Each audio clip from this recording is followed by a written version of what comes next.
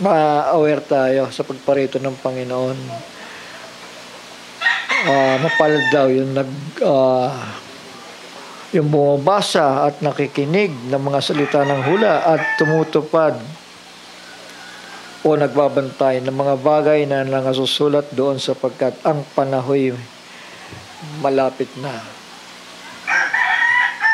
Shall we say amen? So,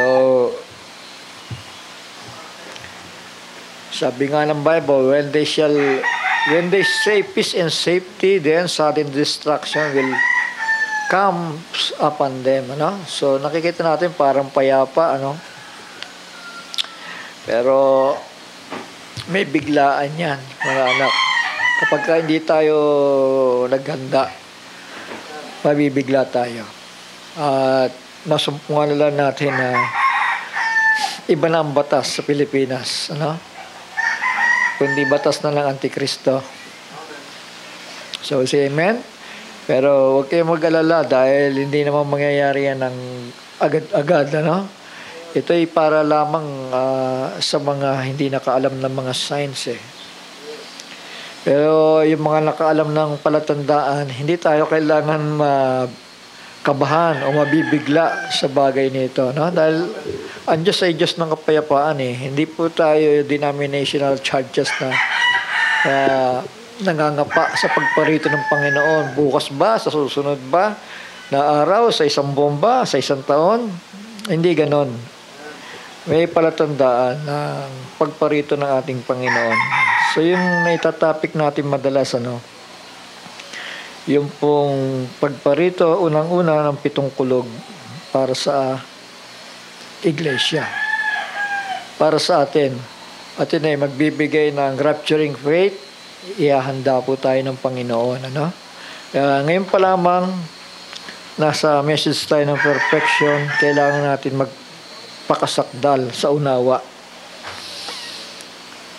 sa patungkol sa kaligtasan natin, ano?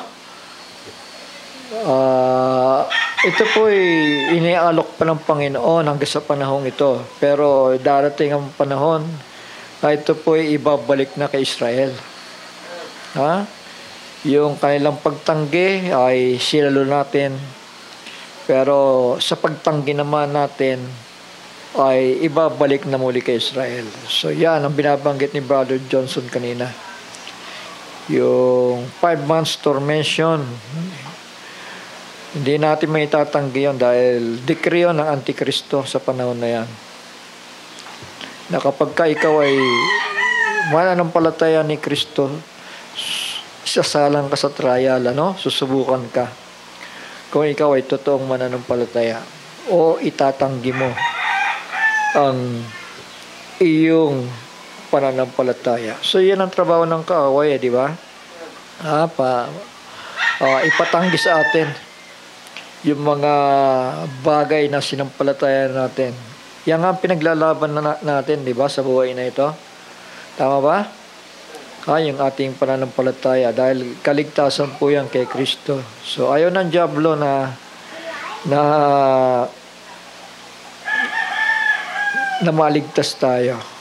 Ayaw ng diablo yun. Gusto niya mapahamak tayo dahil naparito siya para pumatay, magnakaw, at manira, no? Amen? Yun ang trabaho ng kaaway. So huwag tayo papatalo, mga anak, sa pagsubok ng buhay, kundi labanan natin. Sabi nga ni Brother Johnson, ngayon pa lang, ngayon ang laban, tama, laban sa espiritu ito. Dahil pagdating ng panahon, physical na, kakatayang ng ang tao doon na aabutan, mga anak. Naalala ko yung panaginip ko, no? Wala, hindi na ako kilala ng mga kaibigan, Kinakamayan ko. Hindi na ako kilala, malayo na yung tingin nila, Yung pala, tinatanaw nila sa malayo yung pagparito ng mga sundalo ng Antikristo, no? At sino man masusumpungan doon, mga anak, ay tinatarget, hinahampas sa pader, pinapalo ng mga yantok na gano'n, batuta. So, ngayon pa lang mga anak, ay huwag niyong panghinayangan ng panahon na binibigay natin sa Panginoon. Dahil kayo rin ang aanin niyan, ano? Tandaan ninyo ito sasabihin ko, lahat ng bagay sa ibabaw ng mundong ito, lilipas at lilipas yan eh. Mawawalan saysay yan eh, di ba? So, say amen? Isa lang, yung mananatili. Ano yun? Yung pangako ng Panginoon. Kaya ano man ang mangyayari sa buhay natin, mabigat na pagsubok sa buhay, kabigatan, mga bagay na ayaw natin, panandalian lang yan eh. Lilipas lahat yan.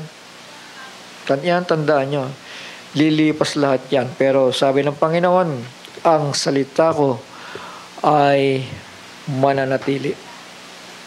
Mananatili yung pangako. Kaya, yun ang panghawakan natin, ano? Tama ba? At sinasabi din na sinumang magmahal sa anak, sa asawa, sa magulang, o kay naman mga kapatid ng higit sa kanya, ay hindi magiging karapat-dapat sa kanya. Shall we say amen? Amen. Huwag natin pagpapalit yung inaalok ng Panginoon, yung kaligtasan ay binibigay ng Panginoon.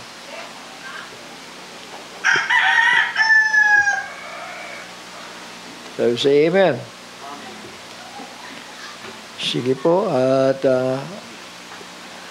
manalangin po tayo at hayaan natin ang Panginoon na magdala sa atin kung saan tayo dadalhin sa araw na ito, sa mensahe.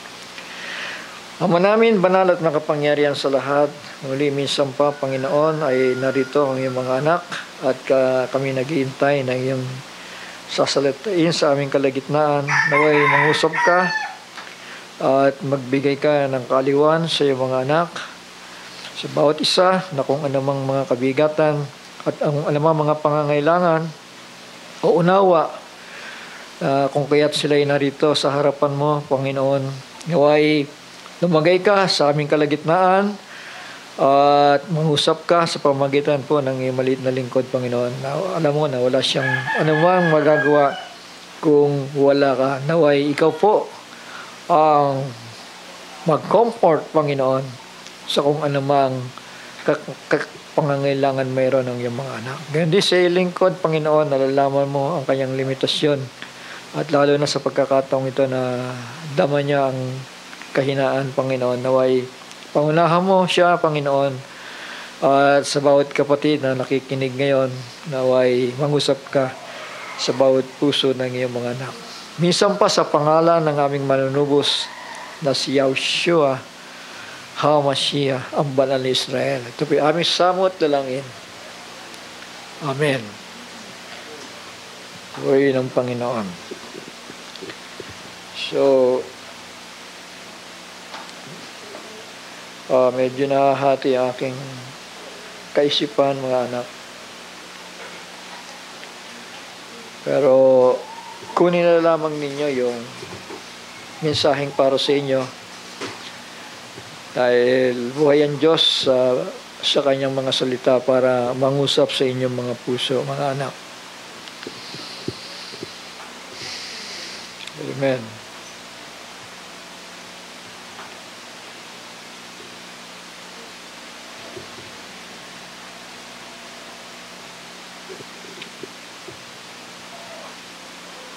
So sa 1 Corinthians chapter 2 verse 10, but God hath revealed them unto us by His Spirit, for the Spirit searcheth all things, yea, the deep things of God. So ito po yung dakilang mga aliw at dakilang tagapagpahayag, ano? Para makaunawa tayo sa mga salita ng Panginoon. Inihahayag ito ng Panginoon sa pamamagitan po ng kanyang Espiritu na bumibisita po sa atin upang mabuksan yung ating mga pag-iisip. At sapagkat nalalaman ng Panginoon kung ano yung ating mga pangangailangan sa buhay nito. Sabi po dito, for the Spirit searcheth all things. Yan, nababasa po niya, nalalaman niya ang mga bagay-bagay. Nasisiyasat po niya. The deep things of God. Sapagkat nasisiyasat ng Espiritu ang lahat ng mga bagay, oo, ang malalalim ng mga bagay ng Diyos. At tayo'y may mga taglay na Espiritu ng ating Panginoon. Tama po ba? Shall we say amen? At kapag ka nandoon yung Espiritu na yon, mga anak, ay nagkakaroon po tayo ng kauhawan sa katotohanan, sa mga salita ng Diyos. Ano? Maging ito may mga paunang kaalaman para sa ating kaligtasan, maging ito man ay mga malalalim na bagay ng Diyos. Shall we say amen? Yung binibigyan po tayo ng kauhawan. At huwag po tayo malulungkot sa buhay na ito kung tayo man ay pinaparanas ng Panginoon ng mga pagsubok sa buhay. At tandaan natin laging mayroong dumarating na bagong taon para sa atin. Tama? Shall we say amen? Hindi mauubos ang bagong taon eh. Lagi yan eh. Tama? Kung paano yung araw, minsan ay hindi na sumisikat. Yan. Kapag hindi sumikat yung araw, nakakaramdam ako ng parang nanghihina ako eh. Dahil nakakabigay ng kalakasan yan eh, di ba?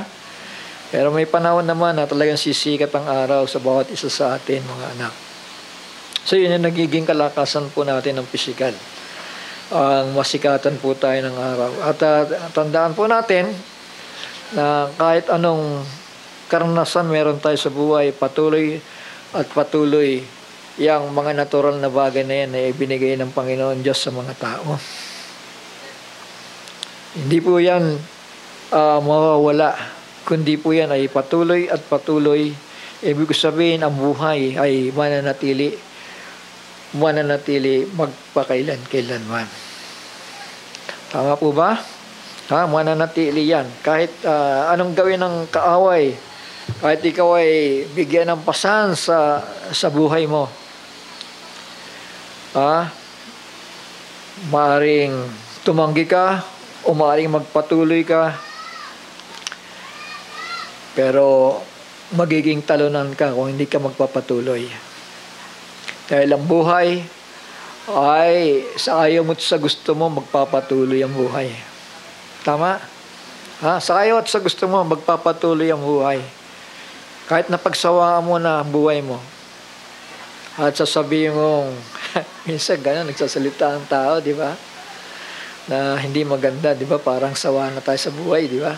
Parang ayaw na natin lumakad, ayaw na natin mabuhay pa. May mga gano'n di ba? Dahil nga sa mga nararanasan nila. Pero manatili lamang tayo. Sabi nga ng awit, di ba? Standing on the promises of God. Tapos amen? Kailangan nandun tayo lagi. At ano ba ang mga pangako ng Panginoon? Yan ang dapat natin malaman sa buhay na ito. Tama po? Ano ba ang kalooban ng Diyos para sa atin? Yun ang unang-una sa buhay ng tao. Lalo na kung nagnanais kang sumunod sa kalooban ng Diyos. Di ba? Anong sabi ni Pedro? Panginoon, narito iniwanan namin ang lahat ng mga bagay, ang aming tahanan, mga pag-aari, at narito kami at naglilingkod sa iyo, sabi ni Pedro. Ngayon, ano ba mapapala namin sa pagsunod namin sa iyo? Di ba? Maganda yung tanong ni Pedro, di ba? Shall we say amen? Naprangka si Pedro Ano ba mapapala namin sa pagsunod sa iyo, sa paglilingkod namin sa iyo? So, ang sagot ng Panginoon ay unang-una, siyempre, yung buhay na walang hanggan, di ba? At yung kanilang reward, yung kanilang paghahari. Dahil si Pedro ay isang Israelita, ay bibigyan sila lang bahagi sa bayang Israel para doon sila mag-i-enjoy ng kanilang mana na ibibigay ng Panginoon sa panahon ng kanyang paghahari. Yung 12 tribo. At ganoon din naman tayo. Palibhasa sa panahon ng millennium ay tatawagin tayong asawa ng hari. Ano? Or King of Kings, si Kristo, at tayo naman ay mga kings. Lord of Lords, si Kristo, at tayo naman ay magiging Lord sa panahon na yan. Di ba? Ano sabi ni Kristo? Ang sino man managumpay ay uupong kasama ko sa aking luklukan. Yan. Ngayon, nakalukluk siya sa trono ng Ama. Ano? At pagkatapos nating managumpay sa mga pasanin at pagsubok sa buhay, mga anak, dito tayo kasamang luluklok ni Kristo sa kanya namang luklukan, sa kanyang kaharian. So, ayaw ba natin nun? Ha? So, may kondisyon lang yon. Sino mo magmahal ng higit sa akin, ano? Sino mo magmahal sa asawa, sa anak, sa ama, o kahit sino man tao na minahal natin ng higit sa Panginoon. Sabi ng Panginoon ay hindi sila magiging karapat-dapat sa akin. So kung gusto natin maging karapat-dapat sa Panginoon, manindigan tayo sa katotohanan. Tama? Ano ba ang katotohanan? Ang katotohanan po ay ang pananampalataya kay Kristo. So, say amen? Ha? At paano ba tayo magkakaroon ng genuine na pananampalataya? Ang sabi ng banal na kasulatan, ang pananampalataya ay nagmumula sa pakikinig at pakikinig ng salita ng Diyos. Amen? Ha?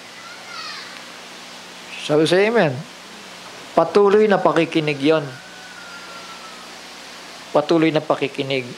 Dahil kapag ikaw ay nahiwalay sa pakikinig, magkakaroon ka ng problema sa buhay. Magkakaroon ka ng problema sa buhay. Dahil yung salita na yan, yan ang magiging gabay mo eh. Yan ang magbibigay ng instructions sa iyo kung paano ka lalakad sa harapan ng Panginoon.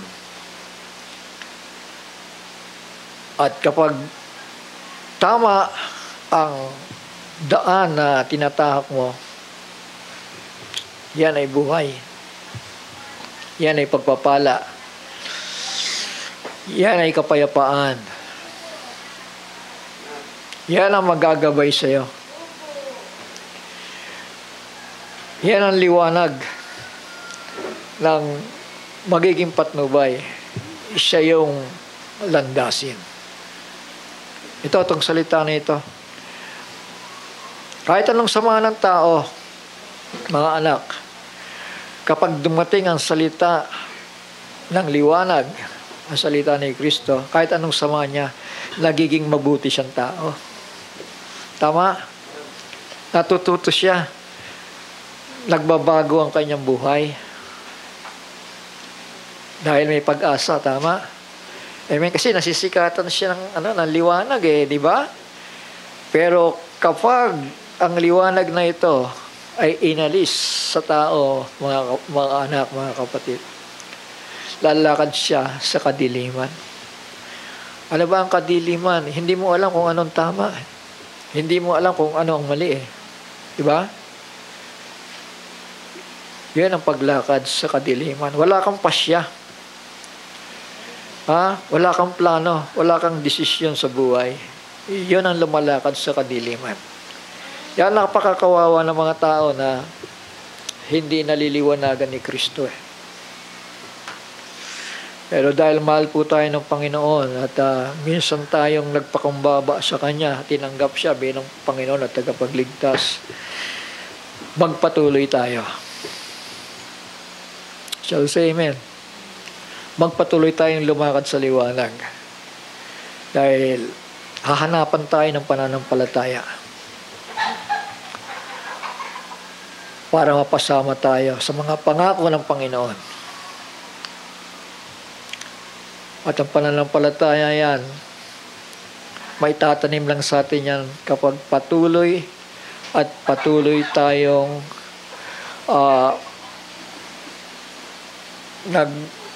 bumabahagi ng tinapay ng buhay. Alam niyo ba yan? Ang salitang ito ay tinapay ng buhay. Natural, kapag ito'y napabayaan sa buhay mo, ay malamang maging malnourished ka. Di ba? Shall we say amen? Magiging malnourished ka. Wala kang desisyon. Di mo alam kung ano ang tama at mali. At kapag ganon, dadanas po tayo ng kabiguan sa buhay. So ipagpasalamat natin, mga anak, mga kapatid, na may habag ang Panginoon. May awa ang Panginoon para tayo papanumbalikin sa Kanyang kawan. Shall we say amen? Huwag nating isipin na lahat ng mga nailihis na landas ay pawang mga lihis nga. Dahil kung tandaan natin yung parable ng ating Panginoong Yesus, patungkol ito dun sa prodigal son, di ba? Tapos amen?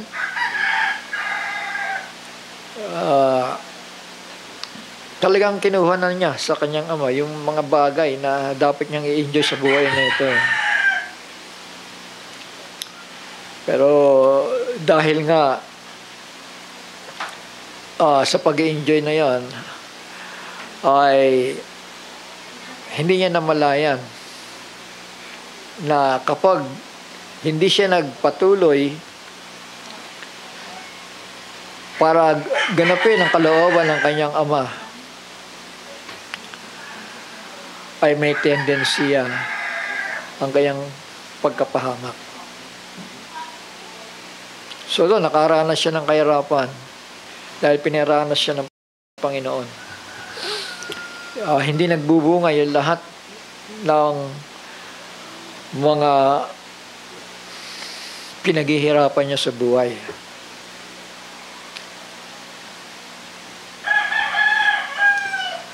Dahil binabawi ng Panginoon. Dahil ayaw po ng Panginoon na manatili tayo sa ganong kalagayan. Pinaparamdam sa atin ng Panginoon na, anak, hindi yan ang kalooban ko para sa iyo, kundi may mas mabuti pang bagay akong inihanda para sa iyo. Shall we say amen? Mayroon pang mas mabuting bagay na inihanda ang Panginoon. Kaya kung tayo nakakaranas man ng mga kabigatan sa buhay, mga anak, manatili po tayo.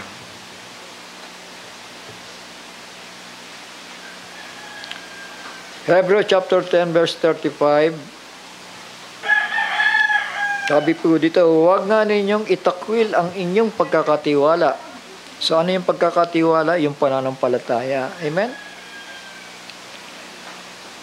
Na may dakilang gantimpala. So yun yung pangako ng Panginoon.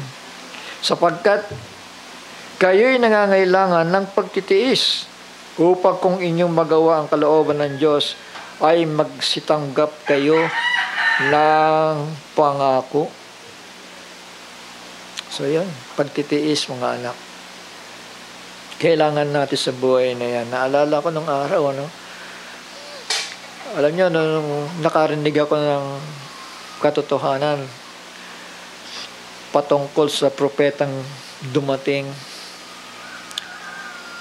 alam niyo, kahit ilang milya yung layo ng Binondo Church, ano, talagang pinupuntahan ko, mga anak. Sinisikap ko na talagang kausapin yung pastor doon, at doon nagsisharing kami damagan, walang tulugan niyo, mga anak. Yan ay dahil sa katotohanan. So dapat ganun tayo, dahil hindi darating yung mga rewarding ng Panginoon maliban may mapagtagumpayan po tayo, mga anak, mga kapatid. Dahil wala pong mas dadakila pa sa ating Panginoon. So, say amen. Kung siya ay dumanas po ng hirap, pasakit sa buhay, hanggang kamatayan, mga kapatid, walang mas dadakila pa sa Kanya.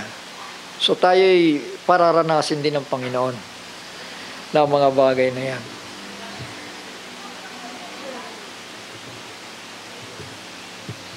Sabi po dito, huwag nga ninyong itakwil ang inyong pagkakatiwala na may dakilang gantimpala sapagkat kayo'y nangangailangan ng pagtitiis upang kung inyong magawa ang kalooban ng Diyos ay magsitanggap kayo ng pangako. So ano ba ang kalooban ng Panginoon Diyos? Yung manatili tayo sa Kanyang mga salita. Tama? Amen? Ibig sabihin, pinipihit yung buhay mo.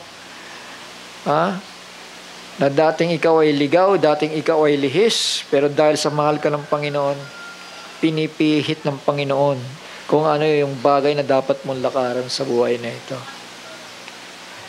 Binabago. Tama? Minsan pakiwari natin para lagi tayong bigaw sa buhay, pero hindi ganon eh. Kaya lang tayo nakakaranas ng kapighatian dahil may ipinapagawa ang Panginoon na dapat nating sundan sa buhay na ito. Alam natin, may nais ipagawa ang Panginoon na kapag yun ay nilakaran natin, mga anak, mga kapatid, then yan po ang buhay na walang hanggan.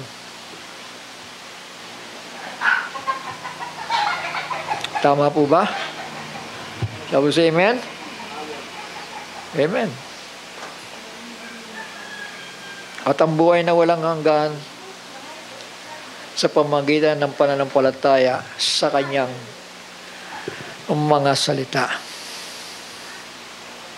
Sabi sa amen? So faith cometh by hearing, and hearing the word of faith. So yun po. Kailangan, kung merong binhi doon o bahagi ng binhi na nandoon, kailangan siyang diligan eh, di ba? Kailangan diligan yung binhi na yun para sumibol at umusbong at lumago at mamunga. Amen? So yun ang purpose ng water by the word of God. Dahil yun po ay pandilig eh. Di ba? Kung may binhi ka na nandoon, alam niyo yung binhi na yan eh, nananatiling patay yun eh. Tama? Maliban na umusbong siya at madiligan, mga anak. Then yan ang buhay. Yan ang buhay na walang hanggan. Yan ang paglago. Yan ang pamumunga. Dahil hanapan tayo ng bunga ng Panginoon eh. Hindi lamang dahil nakasumpong tayo ng buhay na walang hanggan. Sapat na yon. Hindi po. Dahil kinakailangan mamunga po tayo sa buhay na ito. Alam niyo ba yun yung fruits of the Spirit. Daw say amen? Ha? Isa dyan yung pag-ibig, kagalakan,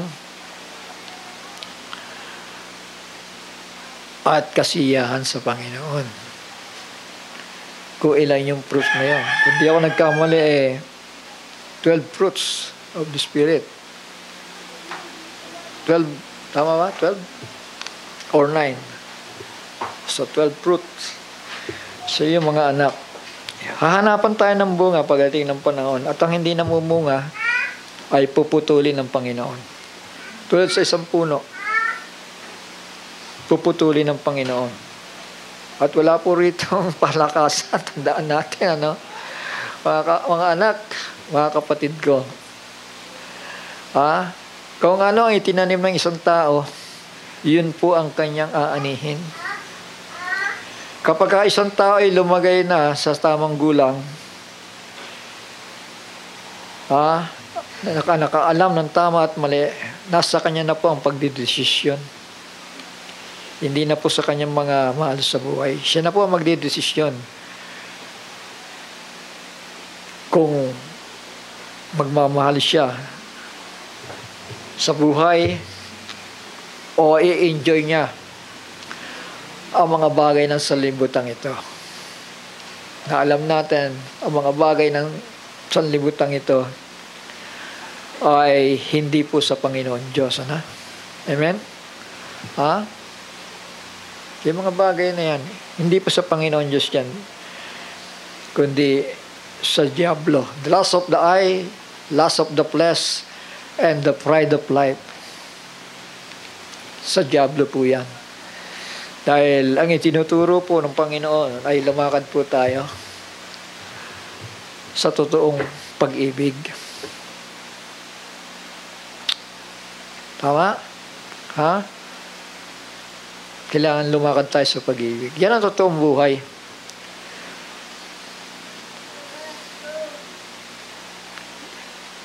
Yan ang kailangan manatili sa buhay ng isang mananampalataya. Shall we say amen? Yung pag-ibig. Love the Lord thy God, sabi nga, with all your might and all your souls. Love your neighbors as thyself. So yung ayaw mong gawin sa'yo, huwag mong gagawin sa iba. Ganon kasimple yun, di ba? Tama po? Shall we say amen? Kailangan ma-realize ng mga tao ito.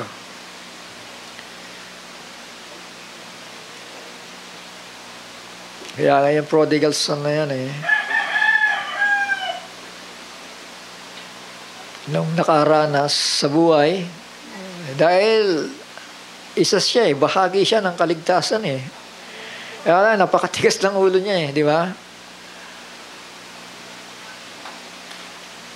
Ginawa niya yung kanyang sariling kagustuhan at nilabag ang mga payo ng magulang mga anak. Pero nung panahon na yon ay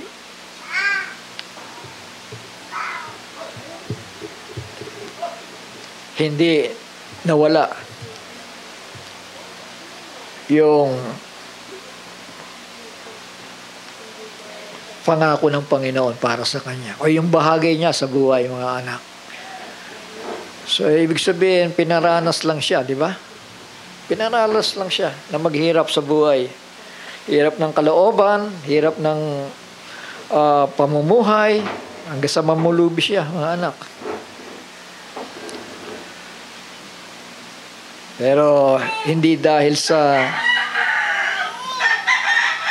napupuot ang Panginoon Diyos sa kanya, kundi dahil sa pag-ibig ng Diyos na hindi nagbabago. Dahil ang bawat isa sa atin, from the foundation of the world, kilala na tayo ng Panginoon Alam niyo ba yon? Hindi pa nga tayo humahakbang papunta ng simbahan minahal na nga tayo, di ba? Di ba sabi ng Panginoon, hindi kayo ang humanap sa akin.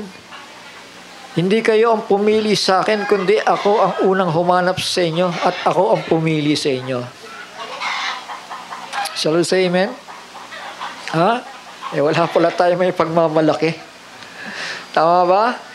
Ha? Na sinasabi natin na tayo lumalakad sa katotohanan, tayo lumalakad sa liwanag, tayo mga anak ng Diyos, tayo nagmamahal, mga anak. Kundi dahil sa Kanya, no? Ayan, no? Lumanas ng hirap hanggang krus ng Kalbaryo na ihandog yung Kanyang sariling buhay. Alang-alang po sa atin. Shall we say amen?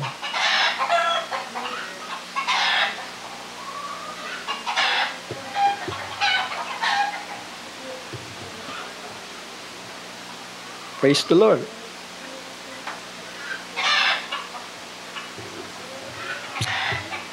Sabi po dito sa 35, huwag nga ninyong itakwil ang inyong pagkakatiwala na may dakilang gantimpala. So, meron pa ang dakilang gantimpala, ano? Sapagkat kayo nangangailangan ng pagtitiis upang kung inyong magawa ang kalooban ng Diyos ay magsitanggap kayo ng pangako. So, yun. Sapagkat sa madaling panahon, siyang pumaparito ay darating at hindi magluluwat. Ngunit, ang aking lingkod na matuwid ay mabubuhay sa pananampalataya. So kung inakala mo na ikaw ay matuwid sa harapan ng Panginoon Diyos, ano? Mabubuhay ka ayon sa sukat ng iyong pananampalataya. Dahil ang Diyos ay hindi nagbabago. Di ba? Shall we say amen? Kung may gabutil na mustasa na pananampalatayang naiwan doon sa puso mo, kung hindi pa panahon para yan ay umusbong, mananatiling patay pa kasi yan Pero kapag yan ay umusbong at nadiligan ng salita ng Diyos, hindi natin alam. Diba? Ang Diyos lang ang nakaalam kung kailan ang isang tao'y mamumunga. Di ba? Pero ang Diyos hindi naiinip Tulad ng isang magsasaka, di ba? Basta siya naghasik lang ng ganyan, hindi siya naiinip. Dahil may panahon para mamunga ang bawat binhi na yon na naihasik sa puso ng tao. Nandun lang yan nananatiling patay yon. Pero once na ito'y nadiligan ng salita ng Diyos, yung binhi na yon, doon nabubuhay yon. At ganun tayo, mga anak.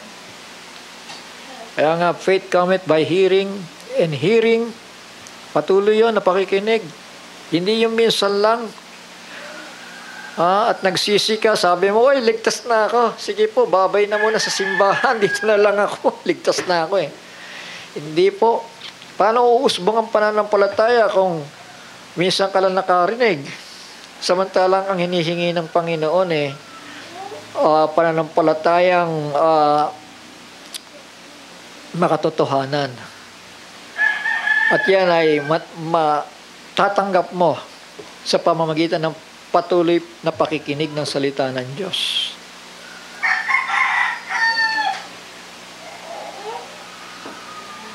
Sabi pa dito sa 38, ngunit ang aking lingkod na matuwid ay mababuhay sa pananampalataya, at kung siya ay umurong, so may chance palang umurong ang isang tao, no? Ibig sabihin, umurong sa pananampalataya, ay hindi kalulugdan ng aking kaluluwa. Hindi malulugod ang Panginoon. So, ano mangyayari pag hindi nalugod ang Panginoon? Padadanasin ka sa kapighatian. Diba? Yung mga birhen na tumanggi, diba? Saan dinala? Sa dakilang kapighatian. So, lahat tayo haharap sa judgment seat of Christ eh. Lahat tayo hahatulan ng Panginoon. Wala makakaligtas sa atin. Kung ano ang ginawa ng tao, pananagutan niya sa harapan ng Panginoon. Maaring sa panahong ito at sa mga panahon darating. Walang exempted po doon, mga anak, mga kapatid. So, ang punto dito, matakot tayo sa Panginoon. Matakot tayo sa Diyos.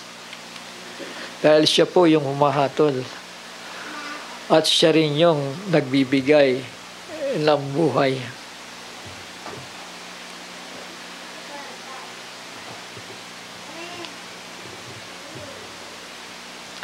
Sabi pa, no?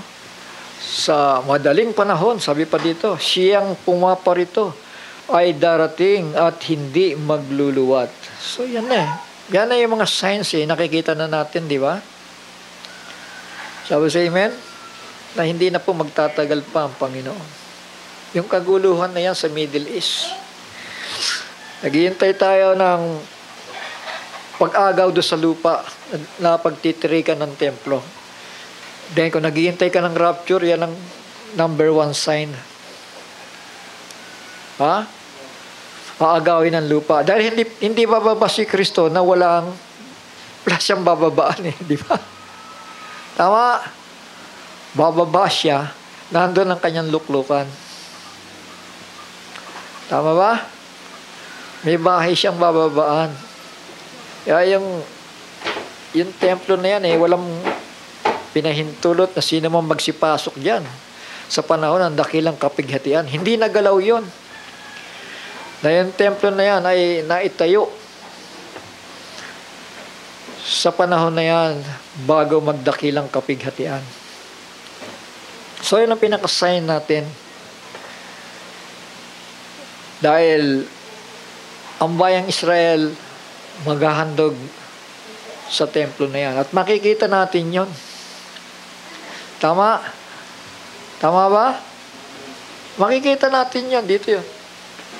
Andito tayo eh. Sa half-hour silence.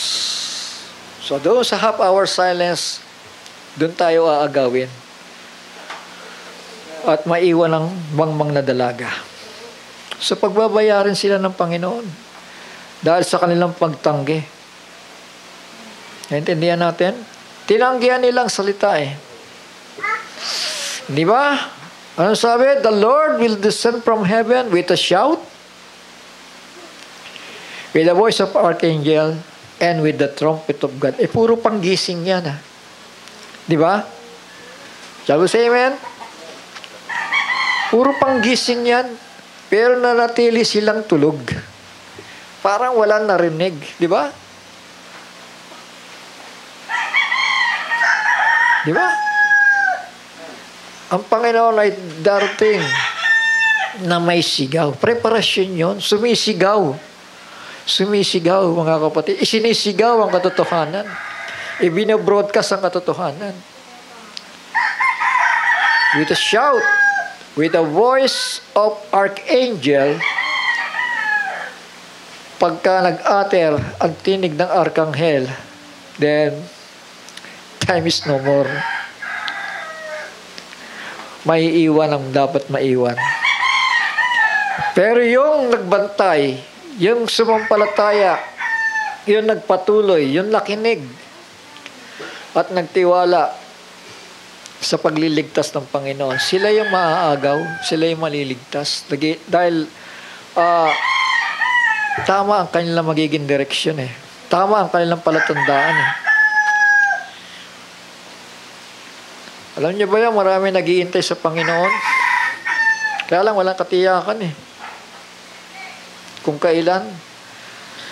Yung mga fundamental churches, inisip nila, bukas, mamaya, darating ang Panginoon. O susunod na araw, susunod na linggo. Hindi ganon. Hindi pananampalataya yan. Yan ay parang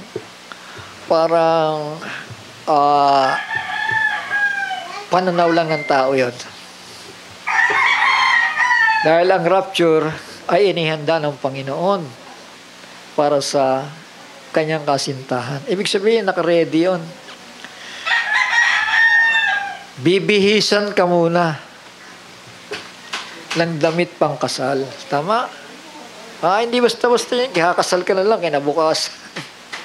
Hindi gano'n. Ibig sabihin, lilinisin ka. Di ba? Sabi na nakalagay dyan sa harapan ninyo doon sa likod. Oh. Revealed Word, Sanctified Church. Lilinisin ka muna ng kanyang mga salita.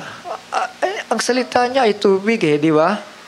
Tubig na panlinis yan. Saan? Sa kaluluwa natin, nililinis po yun.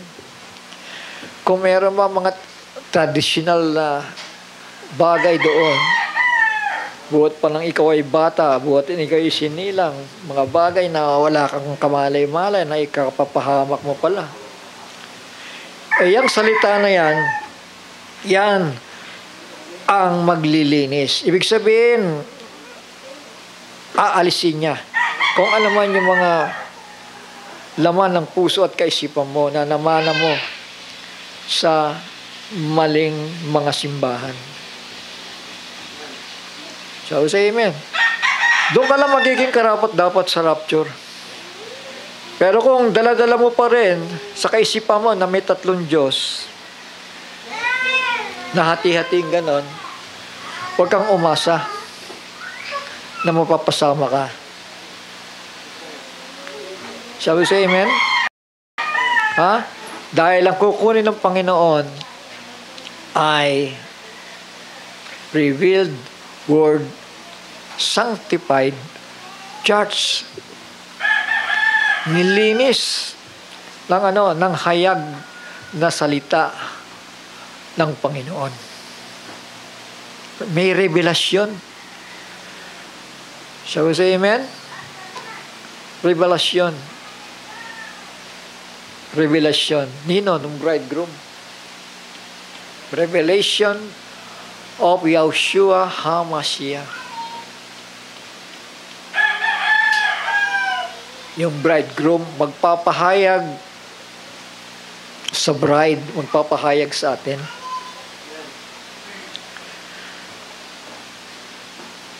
Kailangan nasain natin ito, mga anak. Dahil kapag ka naiwan, totoo yun, sinabi ni Brother Johnson kanina, 5 months tormentation, ang decree. Decree o ni Abaddon, di ba? Revelation chapter 9, 5 months tormentation sa walang tatak ng Diyos sa kanilang mga noo. Kapag wala kang revelasyon, may iwan ka. Pero kung pinagpahayagan ka ni Kristo, mapalad ang bumabasa, dumidinig at nagbabantay. Tama?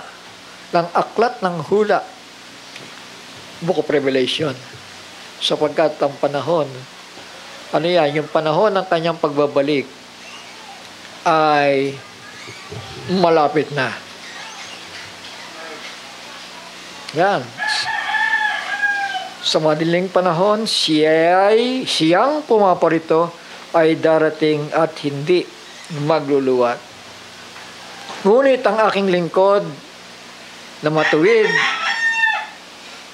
ay mabubuhay sa pananampalataya. So yun. Kailangan lalakad tayo na may pananampalataya. Hindi yung malakad tayo na walang katiyakan. Tama po? Mahirap yung walang katiyakan. Pero nga isang pastor sa bulubundukin ng norte. Isipin mo, pastor ka, nagsasalita ka ng hindi ko nga tiyak kung ligtas ako Hindi ba? So kapag kaganyan paano ka naging pastor? Wala ka pala katiyakan sa kaligtasan mo. Gaano pa kaya yung kaligtasan ng mga nakikinig sa'yo? Sabi sa amen. Pag sinabing pananampalataya, katiyakan yan. Sabi sa amen. So, ang pananampalataya daw ay mga bagay na inaasam-asam natin at tiyak tayo. Mga bagay na hindi nakikita, pero sigurado tayo na mangyayari sa buhay natin. So, yung pong ibig sabihin ng pananampalataya. Ngunit ang aking lingkod na matuwid ay mabubuhay sa pananampalataya at kung siya ay umurong, ibig sabihin magbago siya ng pasya, no? Amen? Nag-alinlangan. Nag-alinlangan yung tao na yun. Kung siya ay umurong, ay hindi kalulugdan ng aking kaluluwa. Ngunit tayo'y hindi doon sa mga nagsisibalik sa kapahamakan, kundi doon sa may pananampalataya sa ikaliligtas ng kaluluwa. So yun po, dapat pinanghahawakan natin yan. Hindi winawala, hindi winawaglit, lagi nandun minimeditate ang kanyang mga salita, araw at gabi. Huwag natin pakakawalan. Kaya nga, ang isang tao, no, kahit anong sama niya was na nakarinig ng salita ng Panginoon Diyos, may tsansang mabago di ba? Pero ang tao na hindi na kailanman nakapakinig pa ng salita, walang sisibol di ba? Dahil hindi siya nadidiligan Hindi sisibol at hindi mamumunga yung tao na yan na mabuti. Anong expect sa isang taong walang malay sa salita ng buhay? Ano expect mo? Hindi ba? Kapahamakan.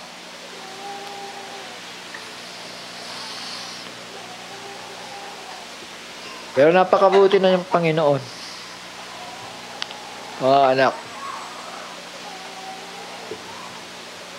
Meron lamang panahon sa bawat buhay ng tao. Diba? Sabi niya yung Ecclesiastes, to everything there is a season and a time for every purpose under heaven. So lahat ng nangyayari sa buhay ng tao ang layunin doon ng Panginoon Diyos para may matutunan tayo Sabi sa verse 11, italong ko sa verse 11, He hath made everything beautiful in His time. So may panahon na magiging maganda ang buhay ng isang tao. Also, as He hath set the word in their heart, so that no man can find out the work that God make it from the beginning to the end. So yon, ginawa niya ang bawat bagay na maganda sa kapanahunan. So may panahon pala na darating yung magandang buhay ng isang tao, no? Tama, hindi laging sakit sa ulo Meron naghihintay na magandang buhay. Pero sa tamang panahon pa rin yan. Sabi sa verse 10, inatras ko, aking nakita ang sakit na ibinigay ng Diyos sa mga anak ng mga tao upang pagsanayan. Huwag niyang ma-misinterpret ito, no? Ibig sabihin nito, sa pagkaka-English ganito, I have seen the travail which God hath given to the sons of men to be exercised in it. Ibig sabihin, tayo yung magsasanay sa bawat karanasan natin. Tayo yung matututo. Tayo yung mamumolde sa bawat karanasan natin sa buhay. Dahil yan ang kalooban ng Panginoon Diyos, di ba? So, say amen? Hindi gaganda ang buhay kung hindi ka nakaranas ng kamalian sa buhay. Dahil sa kamalian ka na natututo, yun ang katotohanan di ba? Shall we say amen? Sa pagkakamali ka natututo, hindi doon sa mga bagay na lagi kang tama Sa mali ka natututo. Mga bagay na yan, pinapahintulot ng Panginoon niya. Sabi dito, balikan ko yung verse 1, sa bawat bagay ay may kapanahunan at panahon sa bawat panukala sa silong ng langit. Panahon ng kapanganakan, panahon ng kamatayan, panahon ng pagtatanim at panahon ng pagbunot ng itinanim. Panahon ng pagpatay. Si Israel, tignan nyo, lumalaban, bumabaka sila, di ba? Shall we say amen? Yun ang panahon nila. Pero magpasalamat tayo, hindi tayo kailangan pumatay para maligtas tayo. Tama, Brother Johnson? Yung mensahe ni Brother Johnson kanina, ngipin sa ngipin. Mga kapatid, ganyan ngayon si Israel. Mata sa mata. Ha? O binomba nyo kami, bombahin din namin kayo. Di ba? Pero ang mga nakasumpong ng biyaya ni Kristo, mga kapatid, hindi yan lumalaban eh. Di ba? Kasi yung espiritu ibinigay sa kanila ay espiritu ng isang kordero. Ibig sabihin, maamo. Tama? Shall we say amen? May maamong espiritu siya na natanggap kay Kristo. So ito, panahon ng pagpatay at panahon ng pagpapagaling, panahon ng paggiba at panahon ng pagtatayo, panahon ng pag-iyak at panahon ng pagtawa, panahon ng pagtangis at panahon ng pagsayaw, panahon ng paghahagis ng mga bato at panahon ng pagpipisa ng mga bato, panahon ng pagyakap at panahon ng pagpipigil sa pagyakap. So yan, mga bagay na nangyayari sa isang nilalang. No choice ka dyan. Dahil diyan ka tinuturuan ng Panginoon sa bawat panahon na yan sa buhay mo. Diyan ka matututo sa mga panahon na yan. Tama? Ha? Sabi sa amen? Kaya nga magpasalamat tayo Kaya tayo nabubuhay pa at mabubuhay pa. Alam niyo, ang gusto ng Panginoon, mamunga pa tayo ng marami. Yun ang rason. Di ba? Ang isang puno na hindi namumunga, anong ginagawa ng Panginoon? Binubunot, pinapatay, di ba?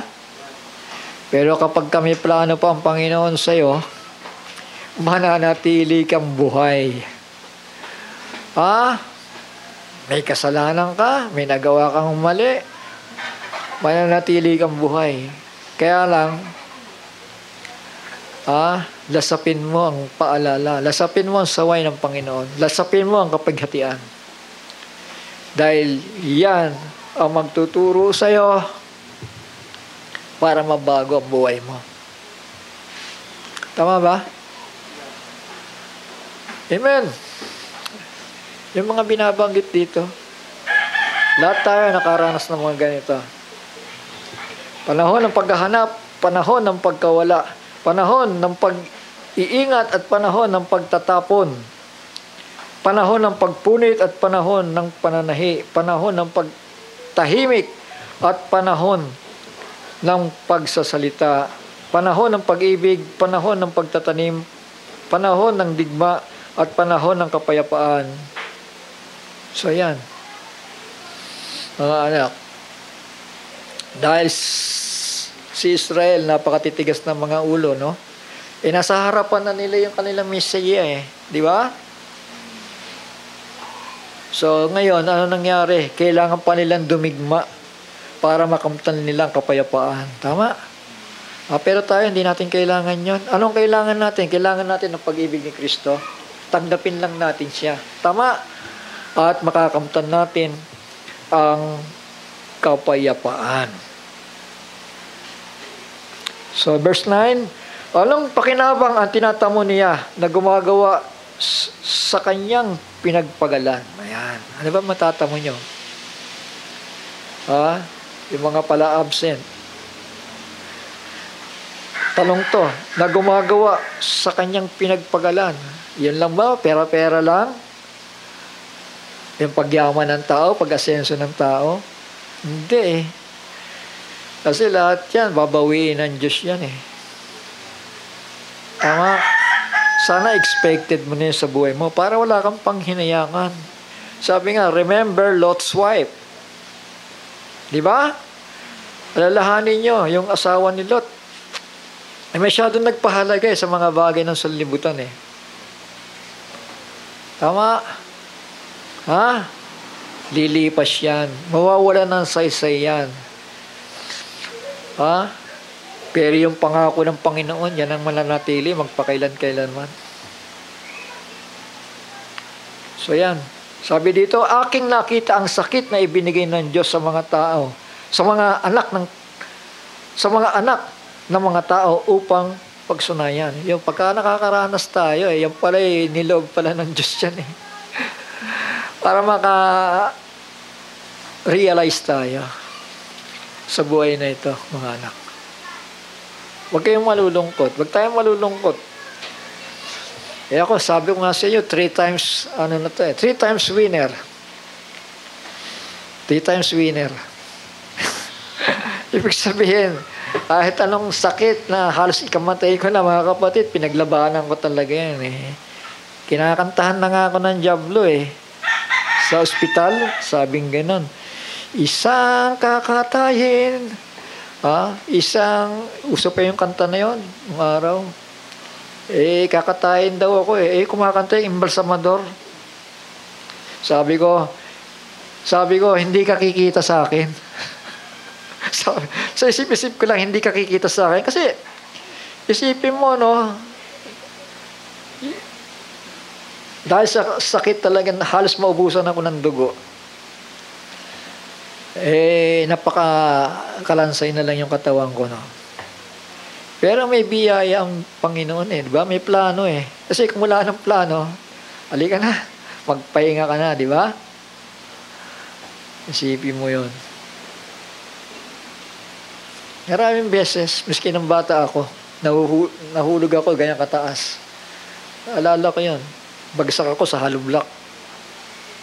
Siguro edad ko maliit pa ako kay Matthew eh, tingin ko.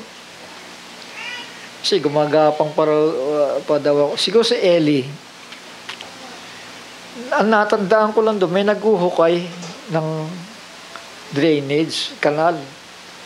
Tapos may mga pinapatong silang, ganyan pa yung hollow block no, ganyan. Ganon. Di ba yung mga, ang tawag doon, yung matitigas? Ang tawag doon? Adobe. Yun ang naalala ko. Tapos nung sumilip ako sa bintana, wala na akong maalala. So yun, maraming beses na gusto na akong kunin ng Diablo, pero ayaw pa ng Panginoon eh.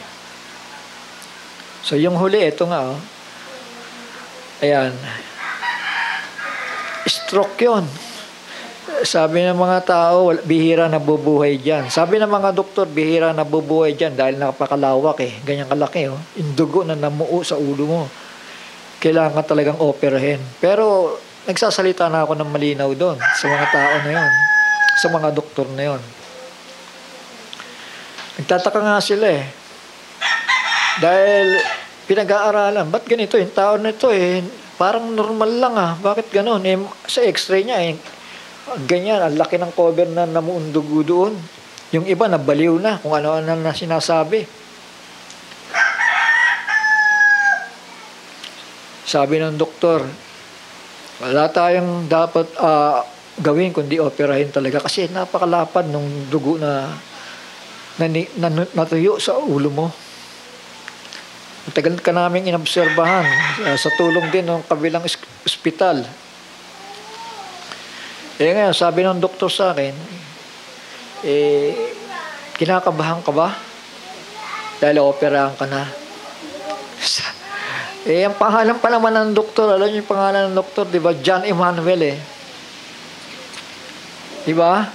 3 sila Yung isa nakalimutan ko, may hawig din sa spiritual Yung isa, John Emmanuel. Sabi ko, paano naman ako kakabahan sa pangalan niya pa lang God is with us. Tama? Tama ba yun? Ang ibig sabihin ng Emmanuel?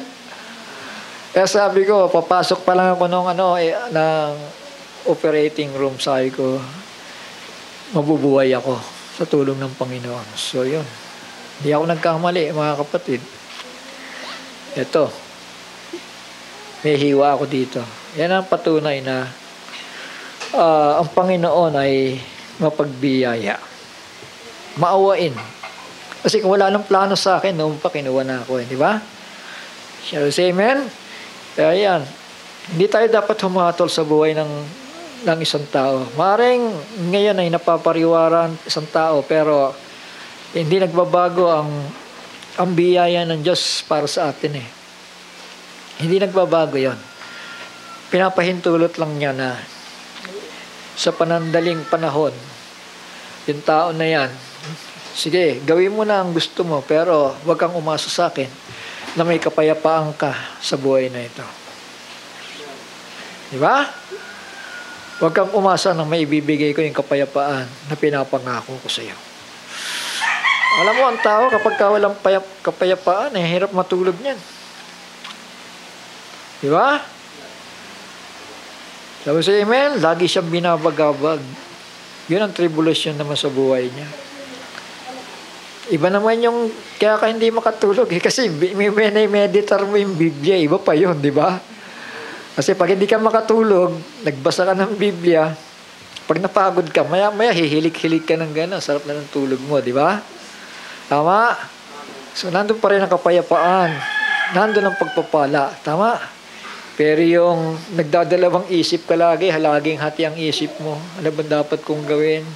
Bakit ako dumadanas ng ganitong buhay? Ano ba ang nagawa ko? Papaunawa sa'yo ng Diyos yan eh. Lahat ng kamalian ng tao.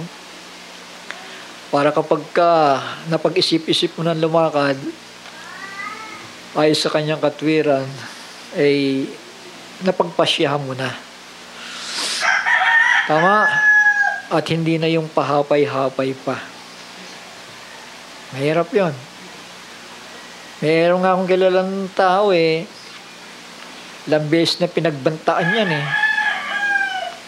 Sa mga panaginip, pinaglalamayan na nga siya Kaya sabi ko sa tao na yan, umalis ka na dito. Lumarga ka na. Dahil tatlo-tatlo na yung nanaginip para sa'yo. So, totoo nga. Kasi may dumaan dyan, nakamotor Mukhang may tinatagong sandata sa likuran at nililisik yung mata mga anak mga kapatid. So, kaya ng Panginoon kung sino sa Kanya.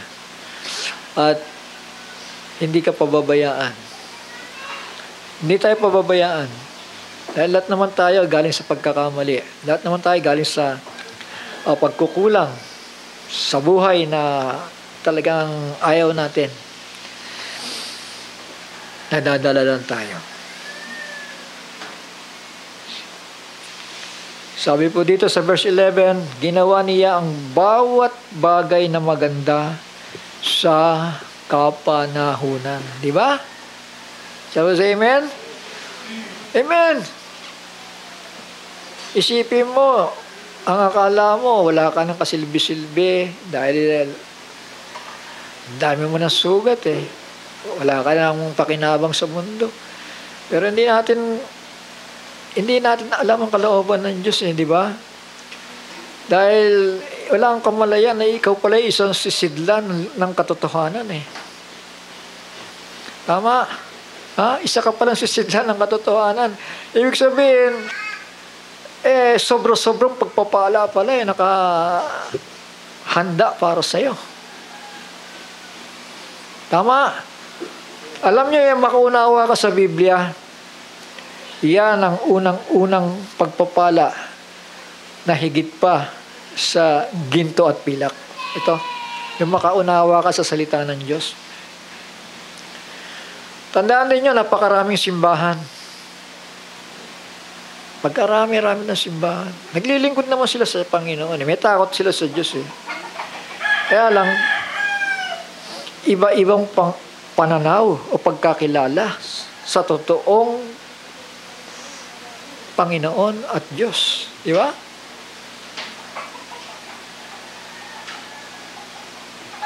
Many are called, but few are chosen.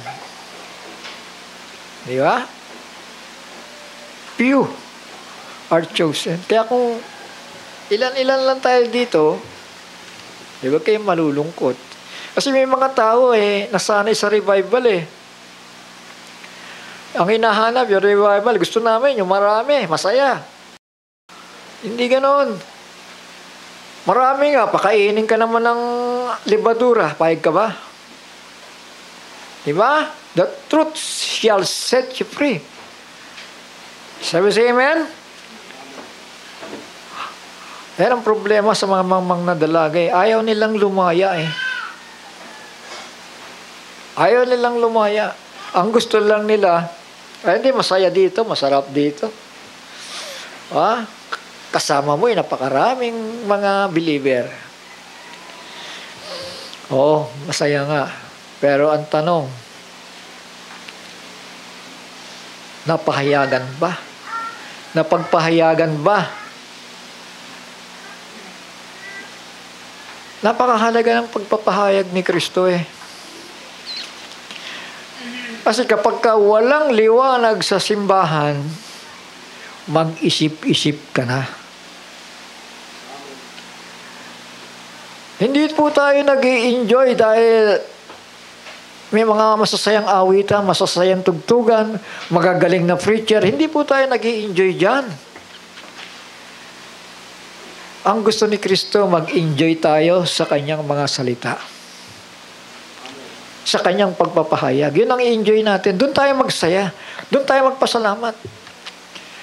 Alam mo ang kaibahan ni Apollo at ni Pablo? Si Apollo ay eloquent man. Magaling siyang mangusap, magaling siyang magsalita. Pero sa pagtawag, mga kapatid, pinili ng Panginoon yung mangmang. Sino yan? Si mangmang sa kanyang pananaw, sa kanyang sarili. Sino yan? Si Pablo.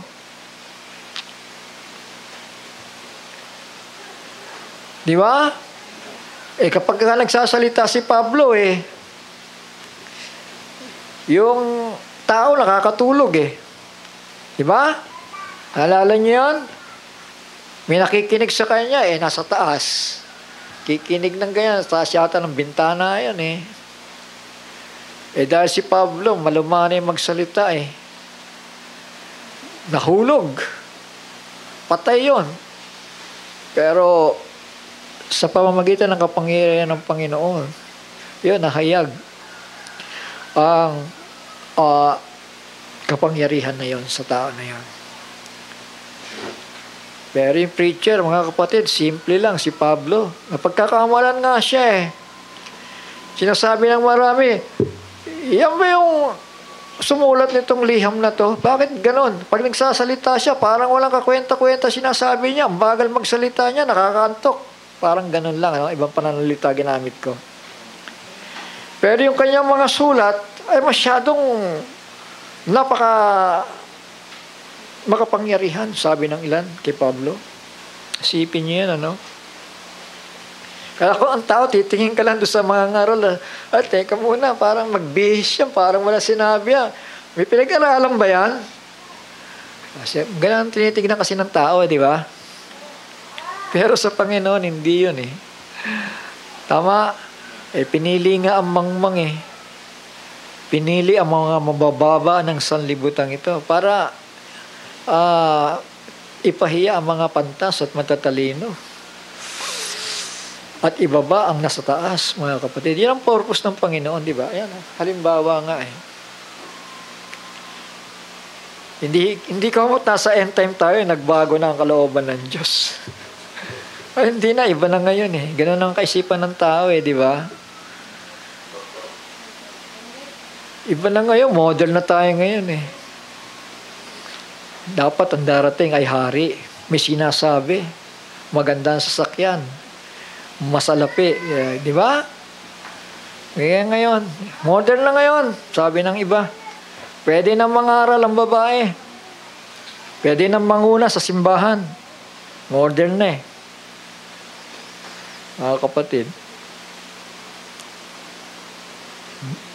Diyan nadadaya ang tao. Kung hindi tayo magiging sensitive sa bawat salita ng Panginoon, sayang ang mga pinagsisikapan ng tao. Tandaan natin, napakaraming nakasuot ng white robes. Hindi nga mabilang Saan ba galing ang mga white robe saints na yun? Sa dakilang kapighatian. Kaya mapalad tayo, nabubuhay tayo sa end time. Alam ba, meron sa end time. Sabi ng Panginoon, may ilan na nakakatayo dito ang hindi makakasumpong ng kamatayan hanggang sa dumating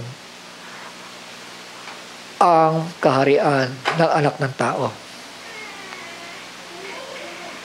So, say amen. Kung nag-iintay kayo sa kaharian ni Kristo, mapalad kayo. Tama. Shall we say amen? Ito na yon. Ihanda natin ang sarili natin. Ilang nabibilang na sa daliri ang panahon darating, no? Tama? Ito ang panahon ng paghahanda, mga anak. Wala tayong magagawa sa buhay ng isang tao maliban na ipanalangin natin siya. O sino man. Dahil kung itatakwil natin at pababayaan at walang mamamagitan, baka lalong mapahamak ang tao. Si Pablo man, may nakagawa ng masamang bagay sa simbahan. Sabi niya, sa unang sulat niya sa Korinto, hiwalayan ninyo yung tao na yan. Huwag niyong pakisamahan yan. Pero yung pangalawang sulat niya, iba na sinasabi niya. I-comfort niyo yung tao na yan. Pero nung una, sabi niya, ibigay ang taong yan kay Satanas upang masira ang kanyang katawan pero maligtas ang kanyang espiritu. Yung pangalawang sulat niya, iba na. I-comfort nyo yung tao niya. Ipanalangin nyo, kaawaan nyo yung tao na yan. So, ganun. Dahil lahat tayo ay haharap sa judgment seat of Christ. Sabi sa amen? So, yun. Romans 8:28 nga. At nalalaman natin ang lahat ng mga bagay ay nagkakalakip-lakip na gumagawa sa ikabubuti ng mga nagsisiibig sa Diyos. Sa mga tawid bagay yaong mga tinawag alinsunod sa kanyang nasa ng Panginoon. Sapagkat yaong mga nang una pa'y kanyang nakilala ay itinalaga naman niya na maging katulad ng larawan ng kanyang anak upang siya ang maging panganay sa maraming magkakapatid. So, yan. Iminamolde tayo ng Panginoon para mamunga tayo. Di ba? Tama? Para matawag tayo ng anak ng kataas-taasan at siya po yung panganay. Shall we say amen? At yung mga itinalaga niya ay kanyang tinawag naman. At ang mga tinawag ay inaring ganap naman niya. At ang mga inaring ganap ay niluwalhati naman niya. Alam mo ating sasabihin sa mga bagay na ito, kung ang Diyos ay kakampi natin, sino ang laban sa atin? So, nasa kamay ng Panginoon lahat ng bagay. Wala tayong karapatan para humatol o gumanti, mga kapatid. Sabi ng Panginoon, ako ang gaganti. Siya na hindi ipinagkait ang kanyang sariling anak, kundi ibinigay dahil sa ating lahat. Bakit hindi naman ibibigay sa atin ng walang bayad ang lahat ng mga bagay? So, yun. Huwag po tayo magdududa. Tama po? Dahil kapag ka nanindigan tayo, mananatili yung pagpapala sa bawat isa sa atin. Sino ang magsasakdal?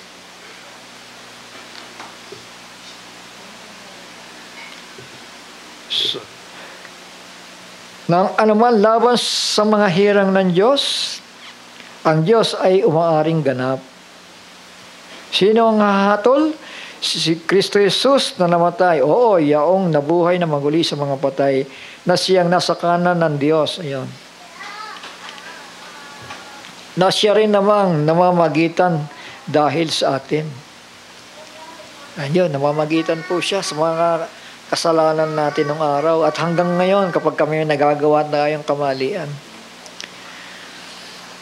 Sino ang maghihiwalay sa atin sa pag-ibig ni Kristo? Sa verse 35.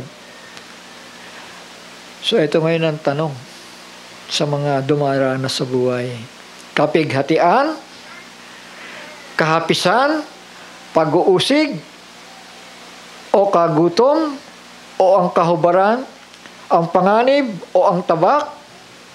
Sino daw ang makakapaghiwalay kay Kristo, sa pag-ibig ni Kristo?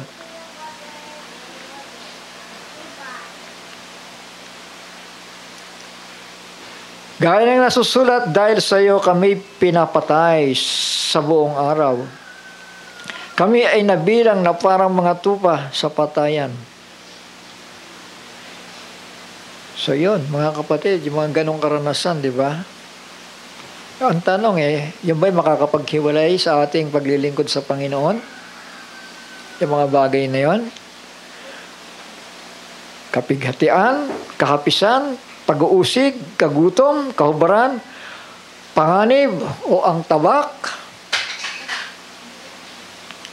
Sabi dito sa 37, hindi, kundi sa lahat ng mga bagay na ito, tayo'y higit pa sa mga mapagtagumpay sa pamamagitan niyaong sa atin ay umibig. So yun. Dahil pala sa Kanya, mga anak.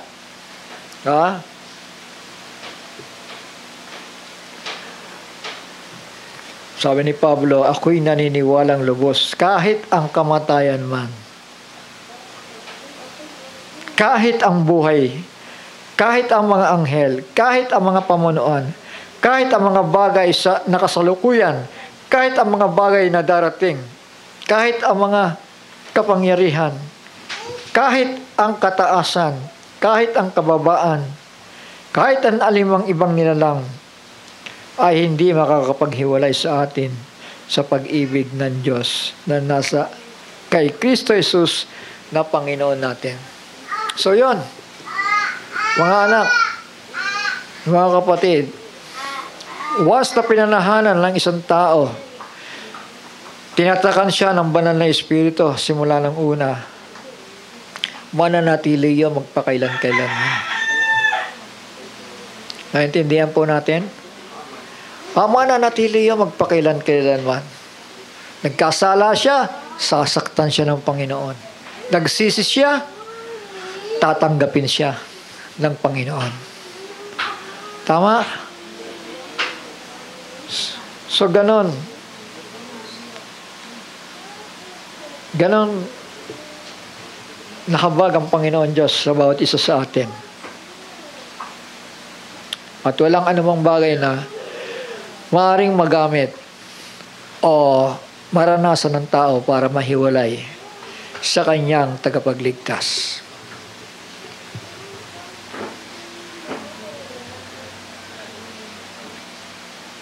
So yun, ulitin ko na yung kanina, sabi sa 35, Hebrews chapter 10 verse 35, huwag nga ninyong itakwil ang inyong pagkakatiwala. Ibig sabihin yung inyong pananampalataya.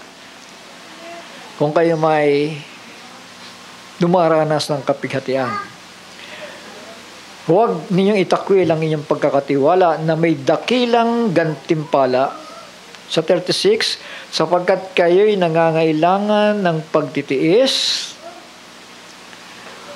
upang inyong magawa ang kalooban ng Diyos. So, ganun lang mga anak. Mga kapatid ko, tiis-tiis lang. Lilipas din yan. Tama? Lahat ng bagay lilipas yan. Yan. Upang kung inyong magawa ang kalooban ng Diyos, ay magsitanggap kayo ng pangako. Shall we say amen? So yun. At sabi pa dito, Ecclesiastes chapter 3,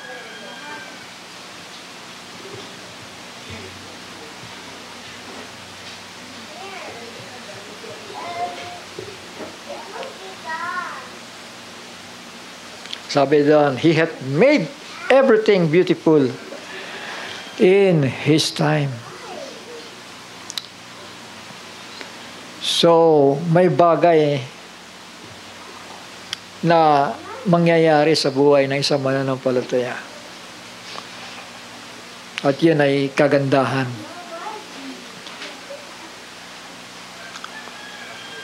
O say amen. Asahan natin to. In His time. Amen. Sabi ng Bible, kapag nakita na natin siya, ay magiging kagagaya niya tayo. Si Kristo yun. Shall we say amen? Ha? So nangyari, anong sinasabi ng kasulatan na babalikan niya tayo.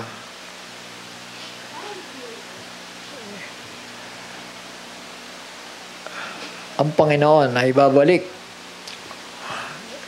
sa pamamagitan ng sigaw, sa pamamagitan ng tinig ng arkanghel, at pakakak ng Diyos. Walang iba yung tinig ng Panginoon na magbabangon sa mga patay at aagawin tayo sa alapaapa. So, yun ang pag-asa natin. Diba napakaganda? So, sabi nga, wala daw nagsasaka na nakalingon sa likuran, di ba? Shall we say amen? So tayong lahat ay magsasaka ng Diyos. Kaya ang tingin natin hindi sa likuran, sa harapan tayo. Tama? Ibig sabihin, yung magandang hinaharap natin, yung mga babaguhin, yung pagbabago pa sa harapan natin, yun ang inaasam-asam natin. Positibo tayo sa lahat ng bagay. Dahil lahat tayo'y haharap sa kanyang harapan at para maitama tayo ng Panginoon sa dapat nating lakaran, sasaktan niya tayo. Pararanasin niya tayo. Tuturuan niya tayo. Huwag kayong mag-alala. Dahil yung pamatok na yan, sabi ng Panginoon, magaang yan. Di ba? Magaang yung pamatok ko na yan. Pasanin ninyo yung krus na yan. Huwag kayong magsasawa. Huwag kayong mapapagod. Huwag kayong manghihinawa. Kaya nga pinagpapala ko kayo eh. Kaya lang, yung iba parang kung kailan pinagpapala, saka nawawala ng panahon sa Panginoon eh. Di ba? Kaya kamukat-mukat mo, pagbalik ng simbahan, umiiyak. Ito nangyari. Ayan. Paalala yan eh. So, wag na tayong dumanas ng mga pananakit ng Panginoon. Sa salita pa lang, sa paalala pa lang, pakinggan natin, then, magkakaroon tayo ng kapayapaan sa Kanya. Shall we say amen? Amen. Sige po, mga anak. Salamat sa salita na ating napakinggan. Purihin ng Panginoon. Hanggang dito na lamang po. Salamat sa Kanya.